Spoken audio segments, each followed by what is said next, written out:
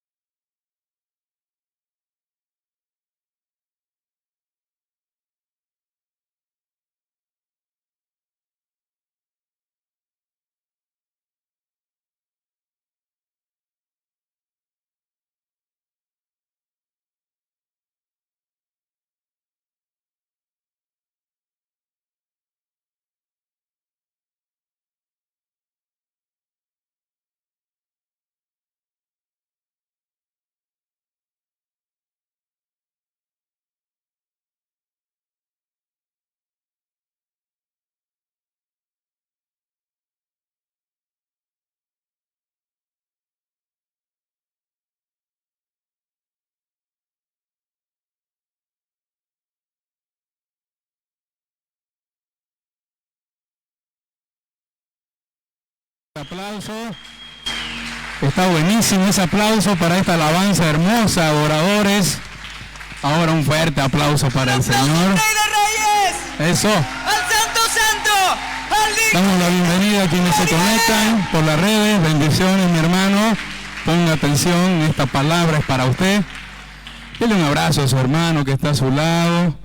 Qué tiempo hermoso que el Señor nos regala. Clima hermoso, parecía que iba a llover. Bien, allá mi hermano Juan Pablo me hace seña que los niños pueden pasar al cultito. Pasen por favor todos los niños al cultito de niños. Allá hay un tiempo especial, una enseñanza especial que han preparado los hermanos. Bien, eso, acomódese mi hermano. Hay una palabra poderosa que el Señor tiene preparada esta mañana para nosotros. El tema de hoy es el corazón de un ciudadano del reino. Y ¿alguien se acuerda cómo se llamaba el tema del anterior domingo? Ajá. ¿Por qué puerta estás entrando? ¿Se acuerda que el pastor Hugo estuvo hablando un mensaje fuerte? Otra pregunta más. ¿Qué tienen en particular las enseñanzas de los últimos domingos? ¿Qué tienen en común? ¿Quién se acuerda? Las enseñanzas de estos últimos domingos. ¿Alguien se acuerda? ¿Hay algo en común que tienen? Ok, están dentro de lo que es el Sermón del Monte. Sí, bien. Hay que estar atento, mi hermano. Yo lo animo a que usted esté acompañando en casa, reforzando estas enseñanzas que tenemos domingo a domingo. Y sí, estamos dentro de lo que es el Sermón del Monte. Hemos venido hablando esos capítulos 5, 6 y 7 propiamente del Evangelio de Mateo. Y dijimos que hay que tener a manera de introducción, es bueno que hagamos siempre un repaso de lo que hemos venido hablando. Dijimos que hay algunos aspectos, puntos importantes que tenemos que tener en cuenta cuando estamos estudiando el Evangelio de Mateo propiamente, y por supuesto también este Sermón del Monte. ¿Quién es el autor? Mateo, ¿no? Hemos dicho, es uno de los 12 apóstoles, es ese cobrador de impuestos que el Señor Jesucristo llama.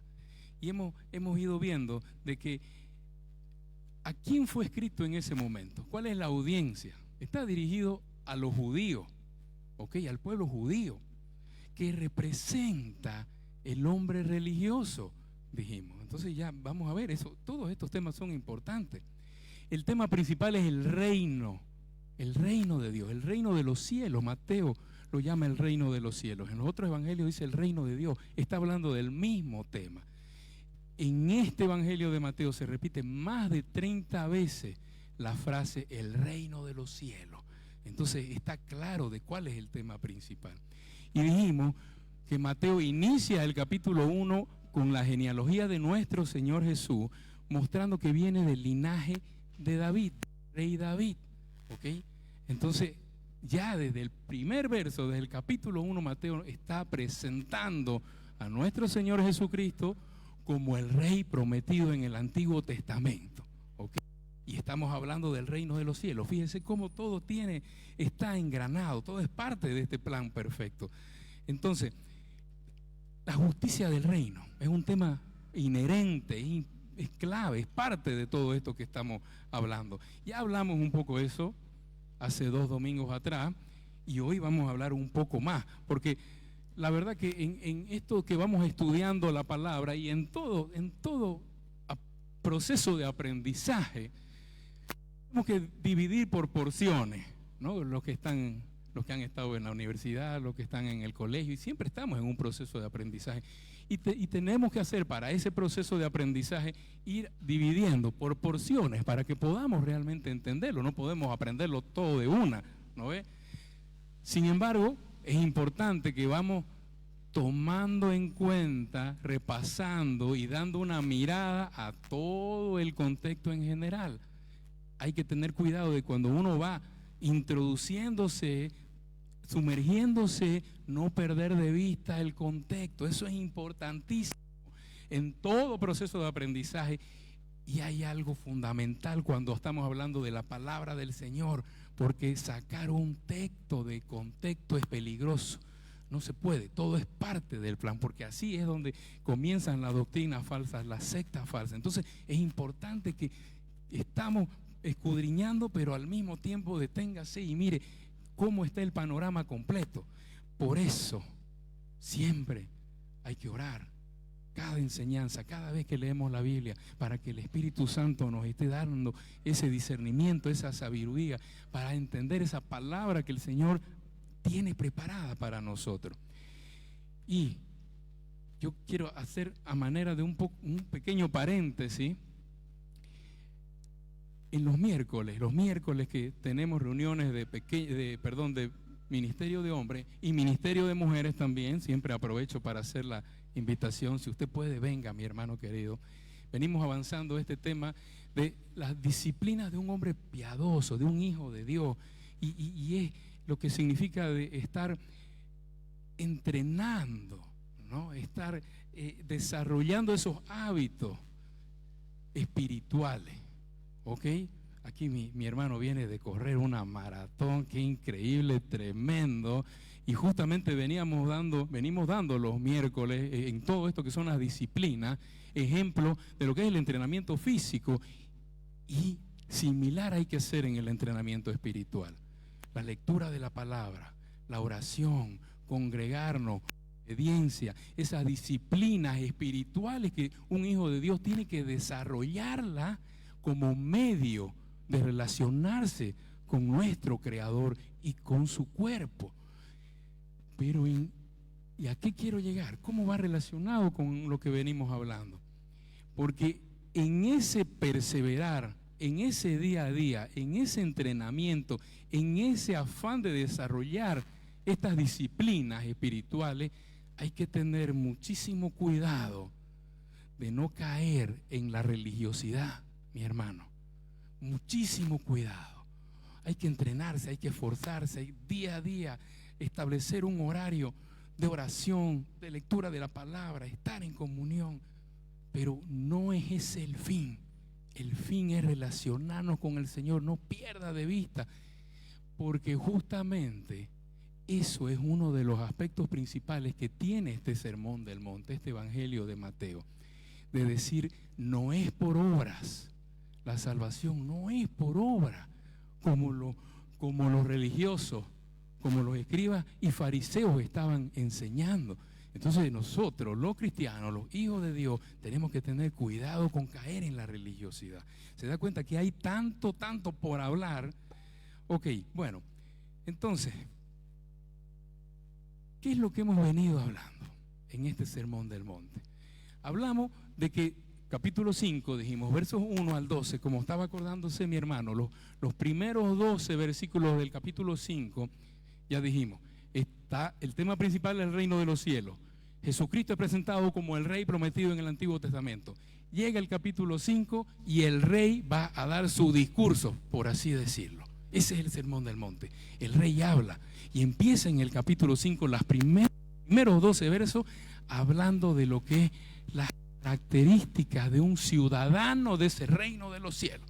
Conocido estos 12 versos del capítulo 5 como las bienaventuranzas.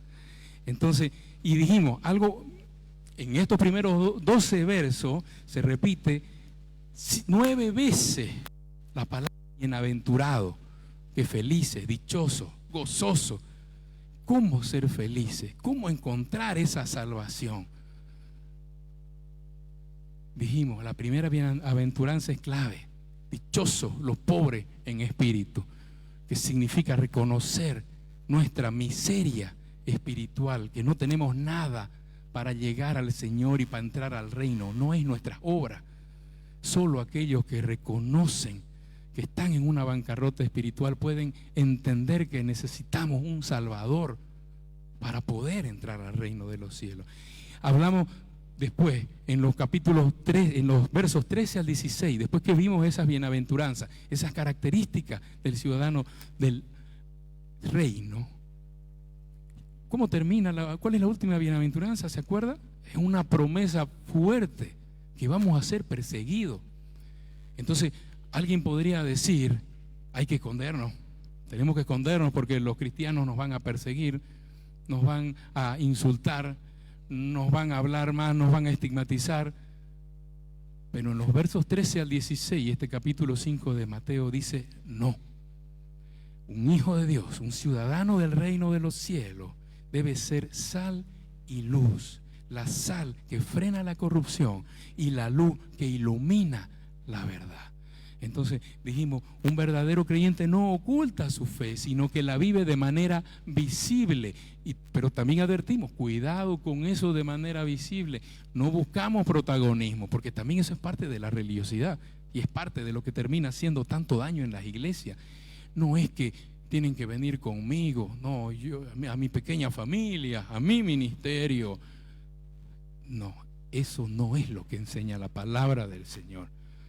De manera visible, apuntando a Dios, dando siempre la gloria al Señor. Cuidado con esos líderes que están atrayéndolos a ellos y enseñando que en ellos solamente está la palabra de Dios, o que en ellos solamente está Dios. Cuidado con eso.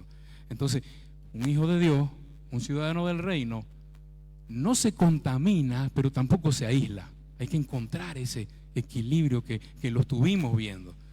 Y después vimos los versos 17 al 20, la justicia del reino, la ley y su rey. El rey está hablando de su ley. Y aquí estuvimos viendo que Jesús está confirmando la autoridad del Antiguo Testamento. No he venido a abrogar la ley, dice. Él cumple perfectamente la ley, al contrario de lo que algunos en ese momento estaban pensando. ¿Por qué? Porque él dice que la verdadera obediencia es interna, no solo externa. Entonces se necesita una justicia superior de la que los escribas y fariseos, dice el Señor. Entonces vamos resumiendo entonces todo esto que hemos venido hablando. En los primeros 12 versos de este capítulo 5, el carácter de un ciudadano del reino. Los versos 13 al 16, la influencia de un ciudadano del reino. Sal y luz, tenemos que influir en este mundo. No somos del mundo, pero estamos en este mundo. Tenemos que llevar ese mensaje de salvación. Versos 17 al 20, la justicia del reino, que estábamos diciendo, Jesús cumple toda la ley. Cumple toda la ley. En lugar de abrogar la ley, lo que corrige en realidad es la interpretación equivocada. Esto lo vamos a ver con más detalle hoy día. Porque los fariseos reducían la ley a reglas externas. Entonces Jesús vino a restaurar el verdadero significado de la ley, mostrando que siempre la ley apuntó a una justicia interna. Dijimos que en Jesús se cumple toda la ley. Los estudiosos han identificado entre 300 y 450 profecías cumplidas en Cristo. Entonces, por un lado tenemos que Jesús mismo cumple toda la ley, Y en Jesús se cumple toda la ley, porque justamente todo esto que veíamos, no solo las 300 y 400 profecías cumplidas en Cristo, sino que es el cumplimiento en Jesús. Vemos el cumplimiento de todo ese sistema del Antiguo Testamento. Todas esos sacrificios, todo eso de que el templo, las fiestas, las profecías, el sacerdocio, todo eso que nos enseña, ese sistema que nos muestra el Antiguo Testamento, tiene su cumplimiento final en Cristo, porque Cristo es el verdadero Cordero perfecto, sin mancha, que se anunciaba en el Antiguo Testamento. ¿Estamos atentos, mi hermano? ¿Ok? Estamos haciendo una pequeña introducción, un resumen de lo que hemos venido hablando. Y hablamos, cuando estábamos hablando de la justicia del reino, hablamos de esta doble imputación, ¿se acuerda? Y que yo, a manera de despertarlo un poco y a manera de darle un poquito de color a la enseñanza, yo les lancé una bomba y les dije: somos salvos por obra. Y vi que muchos pararon las orejas. Sí, porque la palabra enseña que somos salvos por gracia, por medio de la fe, ¿sí? No por obras, dice, para que nadie se gloríe, ¿ok? Pero yo les decía, ok, sí, no somos salvos por nuestras obras, pero entendamos lo que es esa doble imputación. En la cruz, mis pecados son imputados a Cristo. Entonces, cuando Él muere, mi paga es saldada. Mis pecados son enterrados en la muerte de Cristo. Pero gloria a Dios, porque el Señor Jesucristo resucitó y venció a la muerte. Y yo tengo vida eterna gracias a su resurrección. Y también dijimos que hay una doble imputación. De la manera en que mis pecados le son cargados a Cristo, su justicia, sus obras de justicia me son cargadas, imputadas a mí. Esa es la doble imputación. Mis pecados imputados en Cristo, su justicia imputada a mí. Esa es la doble imputación. Y así como el Padre, cuando ve al Hijo en la cruz, descarga toda su ira porque ve solo pecado, de la misma manera, cuando yo por fe acepto a Cristo como Salvador, sus obras de justicia me son imputadas a mí. Entonces, cuando el Padre me ve las obras de justicia de Cristo en mí. Por eso decíamos de que en cierta forma somos salvos por obras, pero no por mis obras, sino por las obras de Cristo, que yo las recibí por fe en el momento que lo acepté como Salvador. Qué belleza, ¿no? Gloria a Dios, mi hermano. Denle un aplauso al Señor.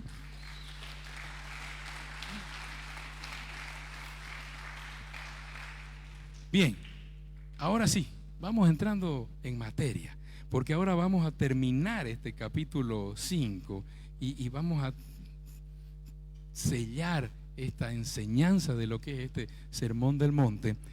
Y de ahí viene, del verso 21 al 48, el título de lo que es el corazón de un ciudadano del reino, y que lo vamos a ver con ejemplos prácticos que nuestro Señor Jesucristo va dando para reforzar, para poder entender mejor lo que habíamos dicho en los versos 17 al 20 de la justicia del reino. ¿Ok? Leamos primero juntos todo el pasaje y después vamos a volver a verlo con un poquito más de detalle. Bien, Mateo 5, verso 21 en adelante. Ponga atención, mi hermano. La palabra del Señor es lo que vamos a escuchar, es la palabra de Dios. Ponga atención. Verso 21 dice así: oísteis que fue dicho a los antiguos, no matarás, y cualquiera que matare será culpable de juicio.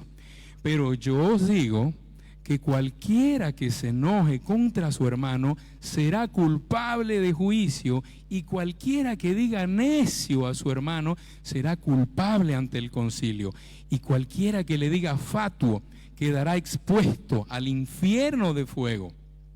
Por tanto, si traes tu ofrenda al altar y allí te acuerdas que tu hermano tiene algo en contra de ti, deja allí tu ofrenda delante del altar y anda, reconcíliate primero con tu hermano y entonces ven y presenta tu ofrenda.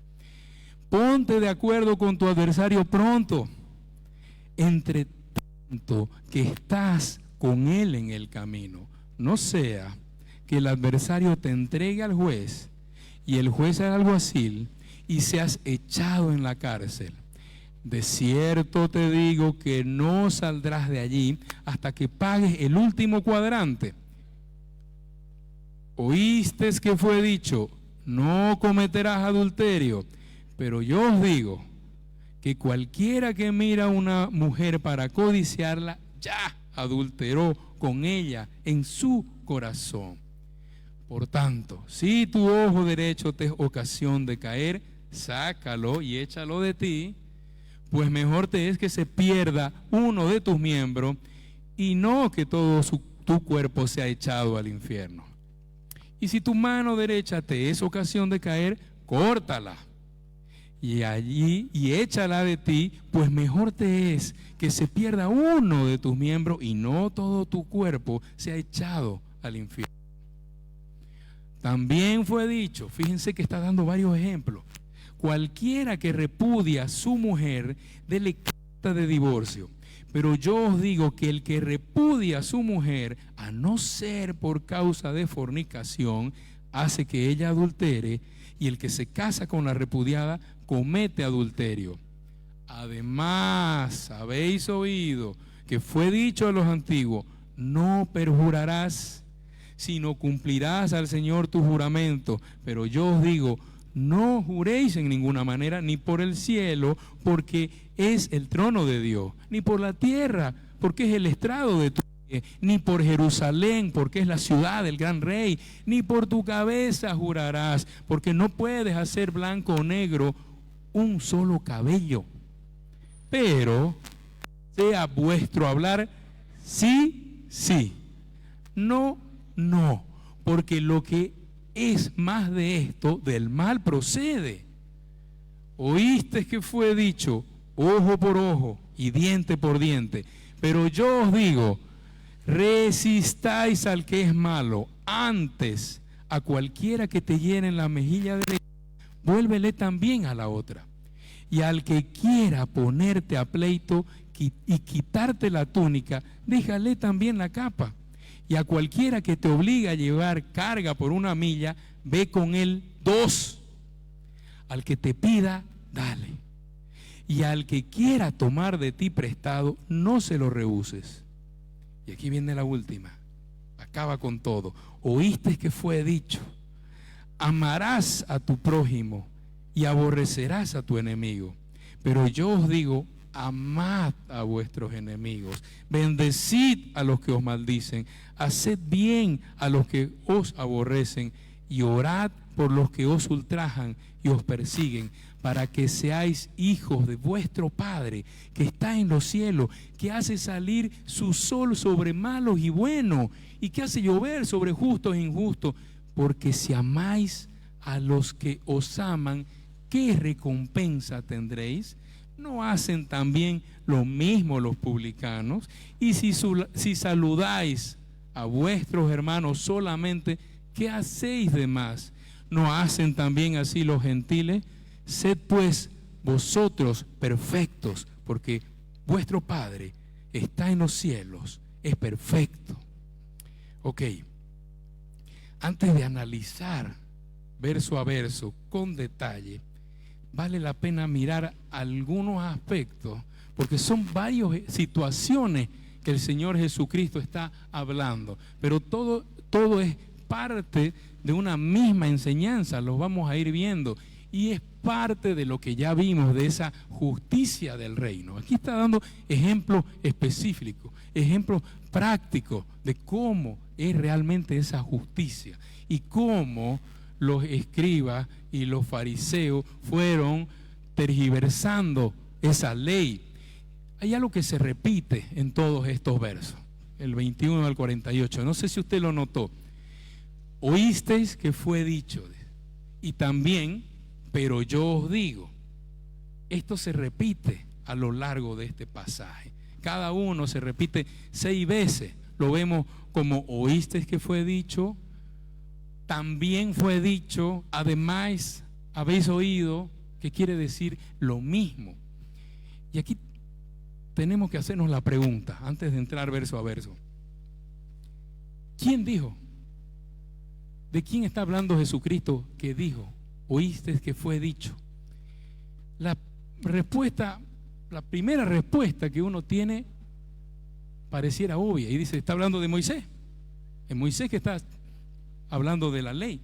Pero, si analizamos un poquito con más detalle, cuando Jesús habla de Moisés, dice, Moisés mandó, Moisés permitió, Moisés dijo, la ley de Moisés, ¿qué os mandó Moisés? De esa manera se refiere el Señor Jesús cuando habla directamente de Moisés, lo identifica claramente, siempre lo identifica.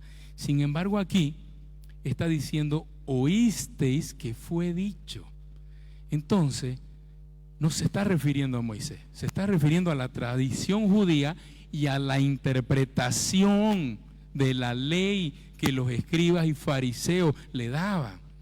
Entonces, como ya dijimos, Jesucristo deja muy claro en los versos 17 al 20 que Él viene a cumplir la ley. Él está de acuerdo con la ley, pero también deja claro que está en contra de los escribas y los fariseos. Entonces viene la pregunta, ¿y cómo es posible que Jesús haya venido a cumplir la ley, que está de acuerdo con la ley, pero al mismo tiempo está en contra de los que enseñan o enseñaban la ley? Pareciera contradictorio, ¿verdad? Pero no. Enseguida vamos a ver que no es contradictorio. Ahora sí, volvamos al verso 21 y vamos a ir sacando con un poquito más de detalle. Dice, oíste que fue dicho a los antiguos, no matarás, y cualquiera que matare será culpable de juicio, dice la Reina Valera. Y la NTV dice, han oído que a nuestros antepasados se les dijo, no asesines. Si cometes asesinato, quedarás sujeto a juicio. Aquí tenemos estas dos frases que hay que mirarlas con más detenimiento. No matarás, y cualquiera que matare será culpable de juicio. ¿Ok? Por un lado tenemos esta frase, no matarás, que proviene del Éxodo 20:13 y de Deuteronomio 5:17. ¿Ok? Esta es la ley dada a Moisés. Ahora, esta segunda frase, será culpable de juicio, lo que en realidad el Señor Jesucristo hace con esta frase es resumir las disposiciones legales del Antiguo Testamento según las cuales el homicida debía comparecer ante un tribunal.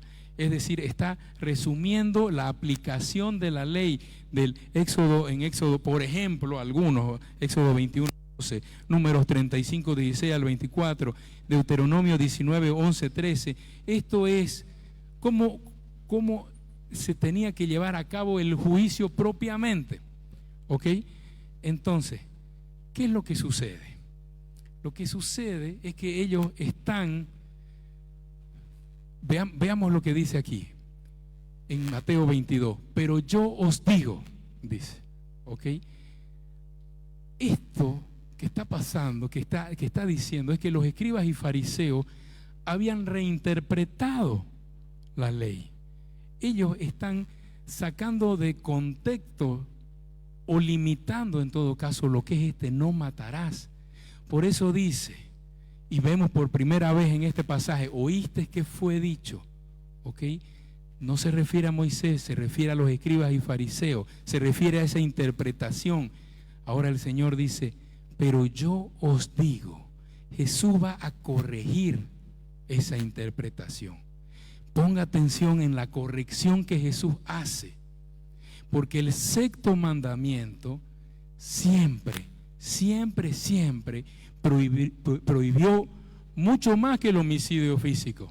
Por supuesto que está prohibiendo el homicidio físico, pero ¿qué pasa? Los fariseos enseñaban, ¿qué es lo que hicieron?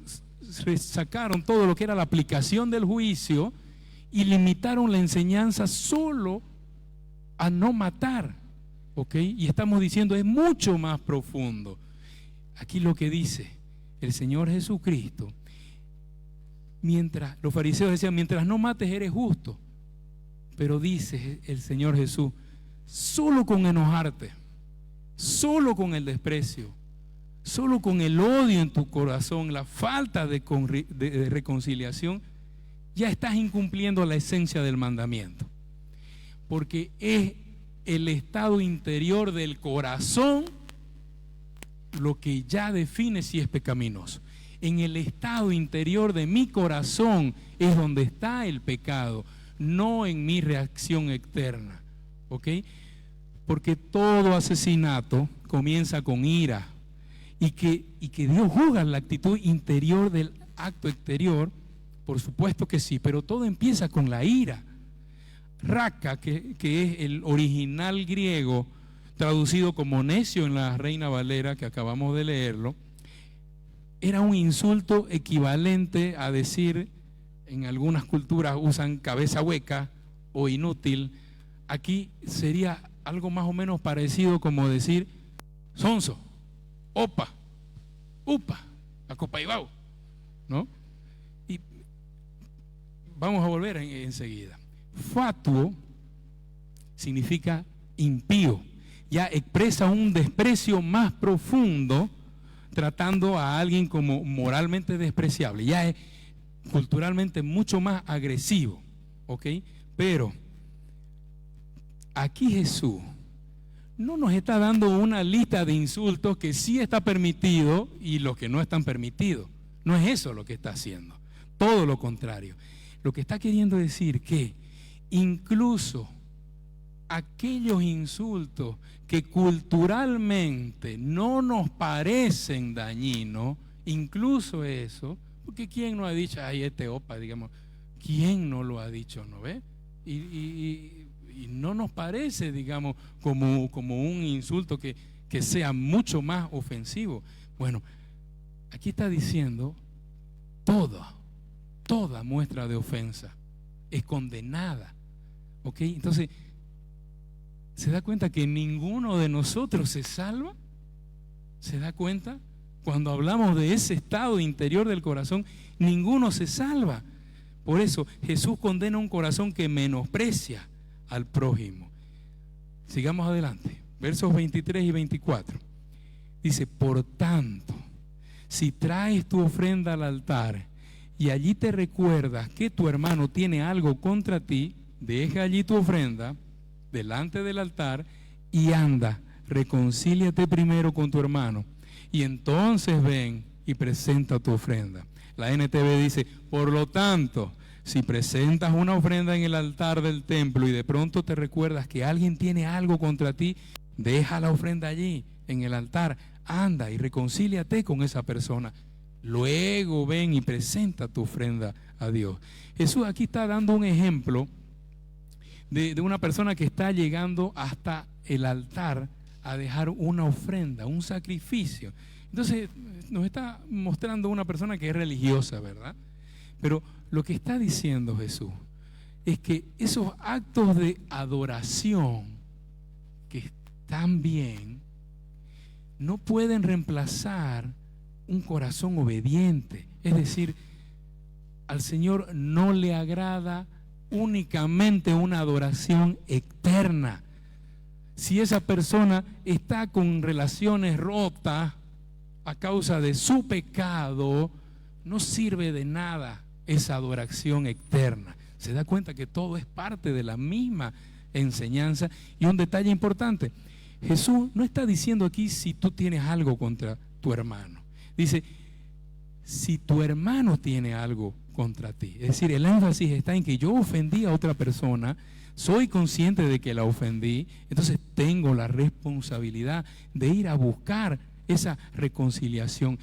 Deja allí tu ofrenda y reconcíliate primero con tu hermano, dice la palabra. Jesús no está despreciando la adoración, es lo que acabamos de decir, sino está estableciendo prioridades. El principio es: primero busco restaurar la relación que yo dañé, luego continúo con la adoración. La reconciliación La reconciliación no compra el favor de Dios. O sea, no es que ya voy a ir a pedirle perdón porque si no Dios no me va a bendecir, no me va a cuidar, no me va a prosperar. No, no es eso. ¿Ok? No compramos la salvación con la reconciliación, con las obras externas, pero sí refleja una obediencia verdadera. Si es una manifestación de un corazón transformado, de un corazón de un ciudadano del reino, de un verdadero hijo de Dios, es un reflejo. ¿Ok? Pero todo empieza por el interior. Esto lo vamos a repetir y es lo que repite el Señor Jesucristo durante toda la palabra, no solamente en el Sermón del Monte. Vamos adelante, verso 25. Ponte de acuerdo con tu adversario pronto, dice, entre tanto que estás con él en el camino. No sea que el adversario te entregue al juez y el juez al alguacil y seas echado en la cárcel. De cierto te digo que no saldrás de allí hasta que pagues el último cuadrante. Aquí la NTV nos va a ayudar un poquito para entender esto. Cuando vayas camino al juicio con tu adversario, resuelvan rápidamente las diferencias. De no ser así, el que te acusa, podría entregarte al juez, quien te entregará a un oficial y te meterán en la cárcel. Si eso sucede, te aseguro que no te pondrán en libertad hasta que hayas pagado el último centavo, dice. Aquí está Jesús tomando una ilustración de lo que es la vida cotidiana, es decir, una disputa legal que puede terminar con una sentencia desfavorable si no se resuelve a tiempo. Entonces, el principio es que no debo permitir que un conflicto crezca. Y eso puede ser aplicado en todo, ¿no? No solo en un conflicto legal, ¿no? Hasta en mi familia, con mis amigos, con mi esposa. Si tengo una diferencia, tengo que tener la disposición de perdonar en el momento, y no es cuestión de un sentimiento, no es cuestión de que deseamos perdonar, es cuestión de decisión, dice la palabra. Nosotros decidimos y el Espíritu Santo es que nos guía, nos ayuda y nos lleva, encamina mi decisión. ¿Ok? Entonces, pero aquí el punto específico es: no permitan que un conflicto crezca, resolverlo lo más rápido posible, porque un corazón restaurado tiene esa predisposición a cortar, a evitar conflictos, y cuando está iniciando, a cortar, a evitar que crezca. Eso es lo que nos está enseñando. Vamos al verso 27, dice otra vez: oísteis que fue dicho, no cometerás adulterio, pero yo os digo otra vez, que cualquiera que mira a una mujer para codiciarla, ya adulteró con ella en su corazón. Por tanto, ojo derecho te es ocasión de caer, sácalo y échalo de ti, pues mejor te es que se pierda uno de tus miembros y no que todo tu cuerpo sea echado al infierno.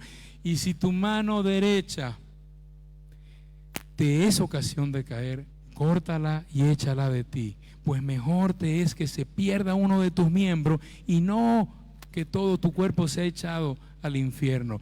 La NTV, leamos cómo dice esto mismo la NTV: han oído el mandamiento que dice, no cometas adulterio.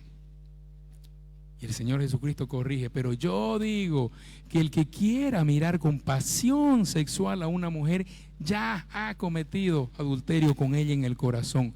Por lo tanto, si tu ojo, incluso tu ojo bueno, te hace caer en pasiones sexuales, sácatelo y tíralo.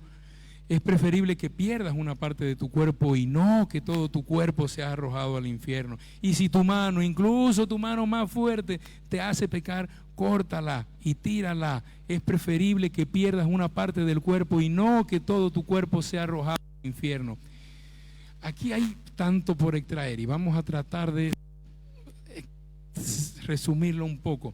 Jesús no está condenando reconocer la belleza de una persona, ¿ok? Pero aquí es donde viene la mala interpretación. Y ¿sabe qué? Vino a mi mente un ejemplo. Hace muchos años, unos 10 o 15 años, estábamos en una reunión del Ministerio de Hombres y el pastor que estaba dando la enseñanza dice, a ver, les voy a dar un tip, dice, una ayuda práctica. Cuando a ustedes se crucen con una mujer y les parece que es bonita, no vuelvan a mirar, dice. Que sea una sola mirada. Se cruzó su mirada, ya estuvo. No vuelva a mirar, que no haya una segunda mirada, dice el pastor. Y alguien, no falta el vivillo, ¿no? Pastor, ¿y si es una mirada larga? Le dice, ¿no? ¿Se da cuenta? ¿Se da cuenta cómo vamos tergiversando la enseñanza?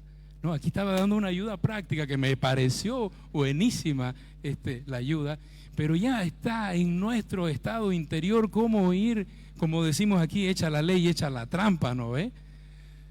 Bien, lo que Jesús condena aquí es mirar deliberadamente con el propósito de alimentar pensamientos indebidos, ¿ok?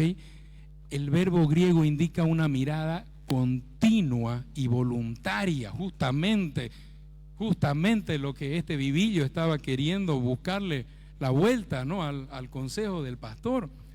La lujuria es adulterio en el corazón, ¿ok? Pensamientos indebidos es adulterio en el corazón, ¿ok?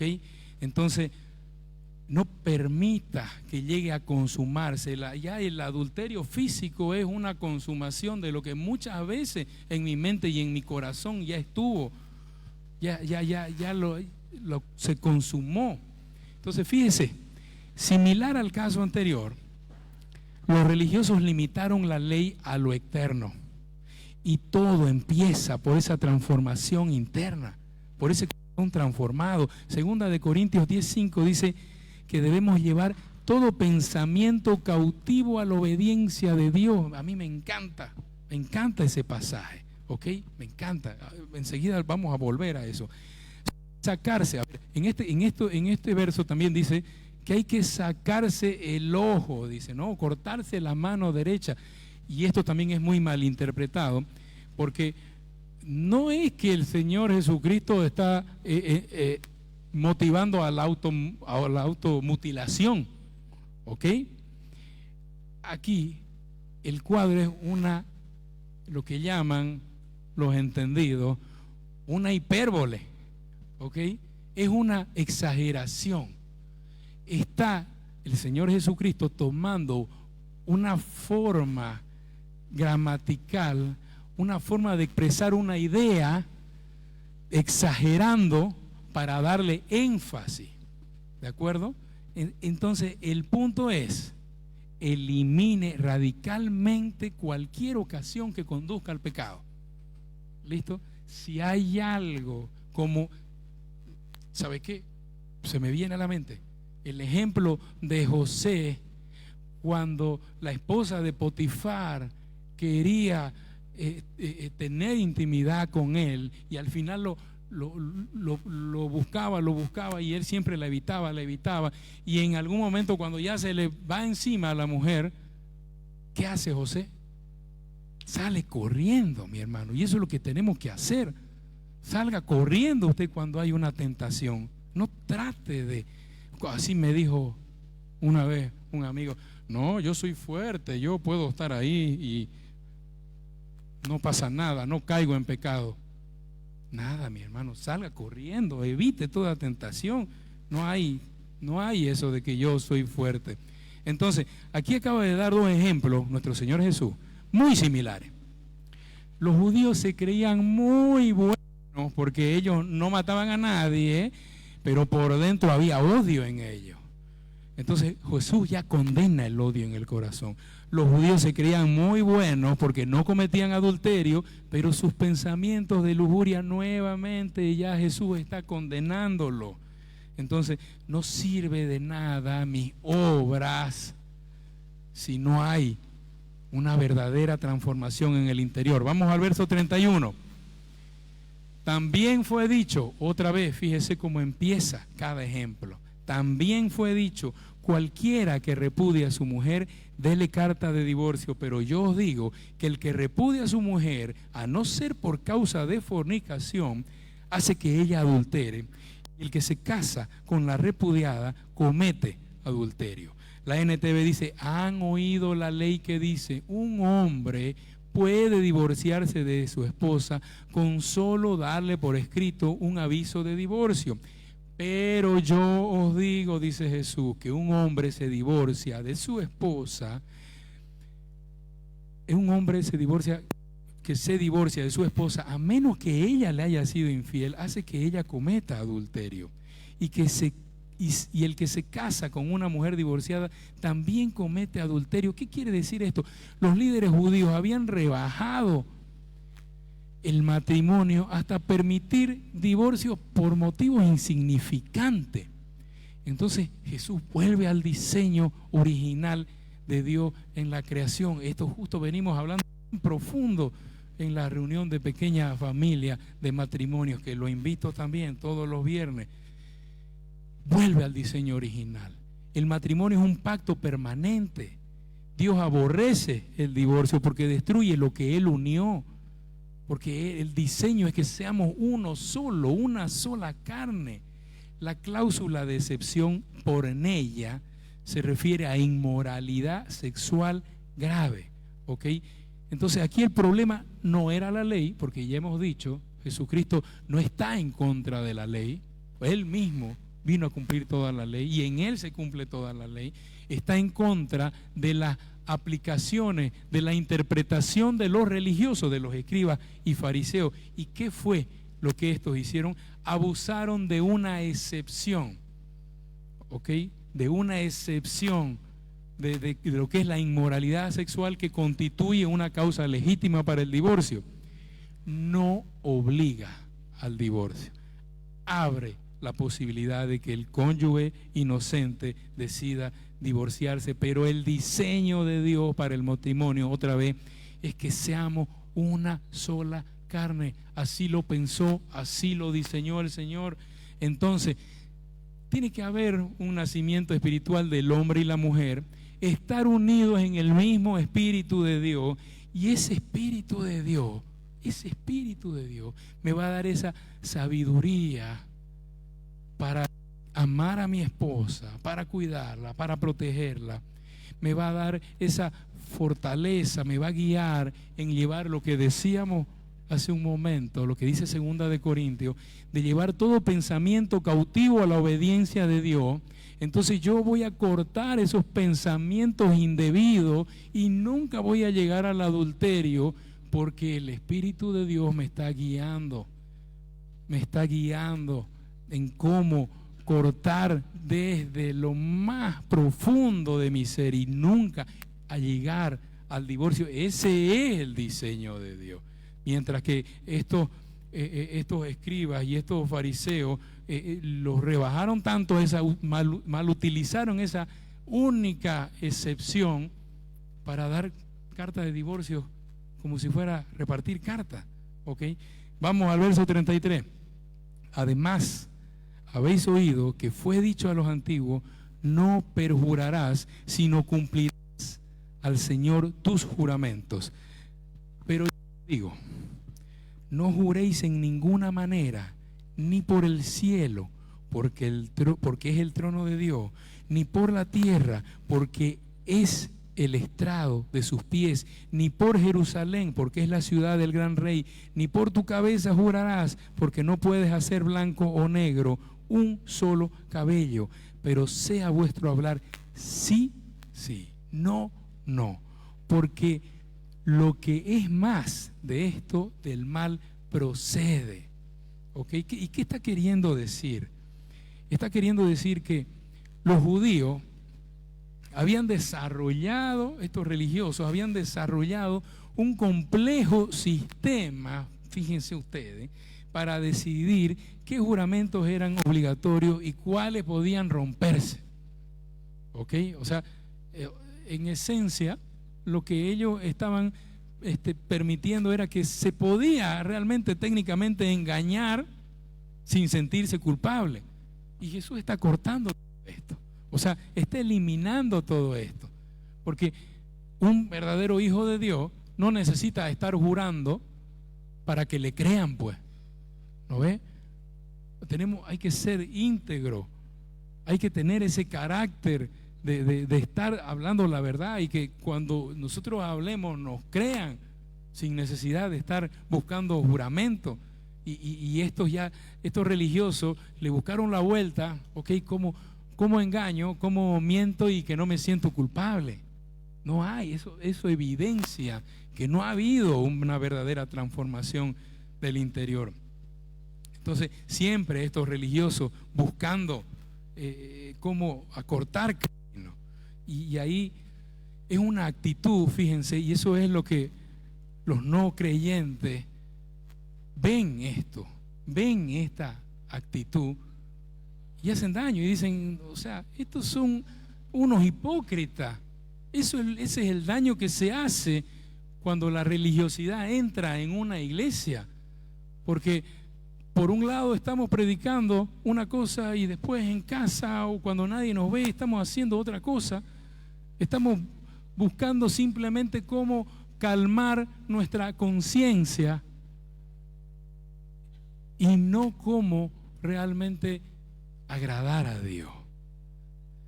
Vamos al verso 38. Dice, oíste que fue dicho, ojo por ojo, diente por diente, pero yo os digo, no resistáis al que es malo. Antes que cualquiera te hiera en la mejilla derecha, vuélvele también la otra mejilla. La NTV dice, han oído la ley que dice que el castigo debe ser acorde a la gravedad del daño, ojo por ojo y diente por diente. Pero yo digo, no resistas a la persona mala. Si alguien te da una bofetada en la mejilla derecha, ofrécele también la otra. Bien, esto es algo también que se malinterpreta muchísimo. La venganza. La ley del ojo por ojo nunca autorizó la venganza personal. Era una norma para los tribunales civiles destinada a limitar el castigo y evitar represalias excesivas. ¿Se da cuenta? Una guía para los jueces. Otra vez, la aplicación judicial. Sobre esa aplicación judicial es que se agarran estos religiosos. Los fariseos la habían convertido en una justificación para vengarse personalmente. Y Romanos 3 enseña que Dios estableció las autoridades para castigar al agresor. ¿Ok? Aquí Jesús habla de ofensas personales, el ojo por ojo, no del deber del Estado de hacer justicia. Y aquí vamos a complementar esto que dice la mejilla. La bofeteada en la mejilla derecha probablemente implicaba un golpe con el dorso de la mano, considerado un insulto más que una agresión física. ¿Ok? Entonces aquí lo que está enseñando Jesús es a renunciar el orgullo y al deseo de devolver la ofensa. No está prohibiendo la legítima defensa. No está diciendo que tenemos que dejarnos estropear, ¿ok? Si alguien nos está haciendo daño, ¿ok? Hay que defenderse. Si hay un abuso, hay que poner límite, ¿ok? Pero hay que tener esa disposición humilde y no vengativa. Aquí, sigamos con verso 40. Al que quiera ponerte a pleito y quitarte la túnica, deja también la capa. Esto va a terminar de complementar lo que acabamos de decir. Si te demandan ante el tribunal y te quitan la camisa, dales también tu abrigo, dice. La túnica era la prenda básica que se llevaba directamente sobre el cuerpo, como una camisa, ¿ok? En ese tiempo era una túnica larga. El manto era la prenda exterior, protegía del frío y servía como cobija durante la noche. El manto era tan importante que la ley ordenaba devolverlo al propietario antes del anochecer si se tomaba como garantía. Esto está en Éxodo 22. Entonces, ¿qué es lo que está queriendo decir? La túnica no está diciendo que, como decíamos hace un momento, no nos está diciendo que no hagamos uso de nuestro derecho de defendernos. Si corresponde hacer una denuncia o una demanda por algo, un delito que se cometió, algo que nos hicieron y que es ilegal, hágala la demanda. Tome las medidas que tenga que tomar, pero no con odio, no movido por el odio, no movido por la venganza. Y es más, en algunos casos hay que tomar las acciones, ¿sí? Hay que tomar en algunos casos, pero no, por eso pongamos en contexto esta enseñanza. Vamos al verso 41. Y a cualquiera que te obligue a llevar carga por 1 milla, ve con él 2. La NTV dice, si un soldado te exige que lleves su equipo por 1 kilómetro, llévalo 2. La segunda milla, los soldados romanos podían obligar a un judío a transportar su carga durante 1 milla. ¿Ok? Era la ley. Jesús enseña a responder con una actitud de servicio voluntario. La segunda milla simboliza una disposición generosa que supera la obligación legal. Verso 22 dice, al que te pida, dale.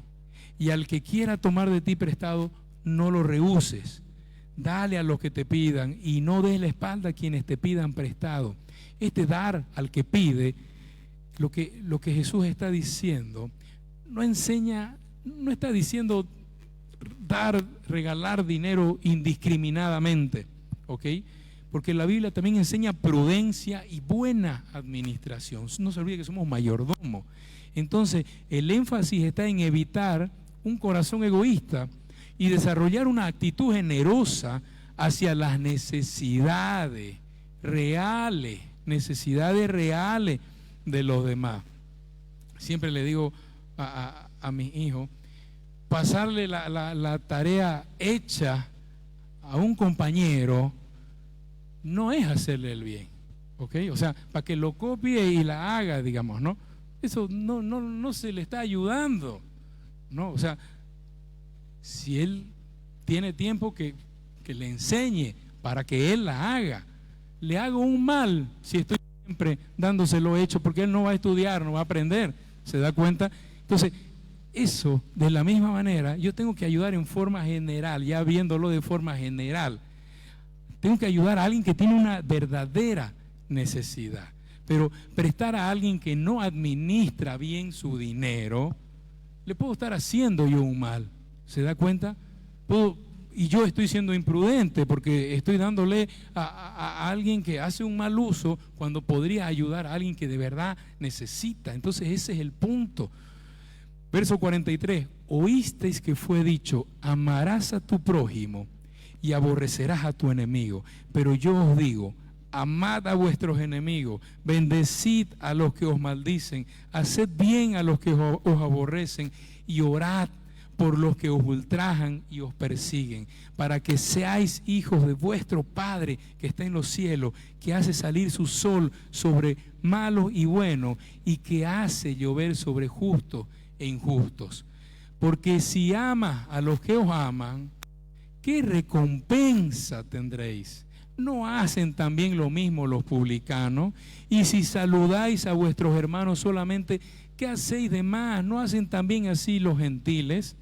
Sed pues vosotros perfectos, como vuestro Padre que está en los cielos es perfecto. Y dice, han oído aquí, esto ya termina este pasaje con todo, ¿no? O sea, esto de amar a nuestros enemigos, ya veníamos con estas enseñanzas que nos iban sacudiendo y llegamos aquí. Comienza con que el homicidio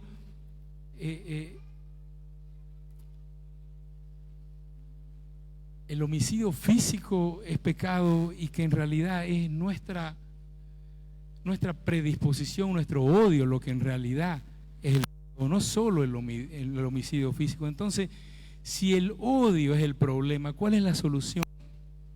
no es solo dejar de matar, amar, incluso a los que nos consideran enemigos. Por eso Jesús está mandando amar a los enemigos, bendecir a quienes los maldicen, hacer el bien a quienes odian, orar por quienes nos persiguen. Este tipo de amor no es un sentimiento emocional, sino es una decisión, como estábamos hablando, como el perdón. Ahora, en Romanos 5:10, porque esto realmente racionalmente no hay manera como explicarlo de amar a nuestros enemigos. En Romanos 5:10 dice la palabra que nosotros éramos enemigos de Dios. El pecado nos hizo enemigos de Dios. Pero a pesar que éramos enemigos, Él nos amó y envió a su único Hijo para salvarnos. ¿Cuenta? Él nos da el ejemplo, Jesús nos da el ejemplo de amar a nuestros enemigos. Entonces, porque dice Romanos 5:10, porque si siendo enemigos fuimos reconciliados con Dios por la muerte de su Hijo, mucho más estando reconciliados seremos salvos por su vida. Todo este pasaje que hemos visto hoy, Mateo 5, del 21 al 48, demuestra que la verdadera justicia viene de adentro. No es simplemente externa. Los escribas y fariseos, estos religiosos, se conformaban solo con una obediencia visible. No matar, no cometer adulterio, cumplir formalmente un juramento, exigir sus derechos, vengarse dentro de ciertos límites.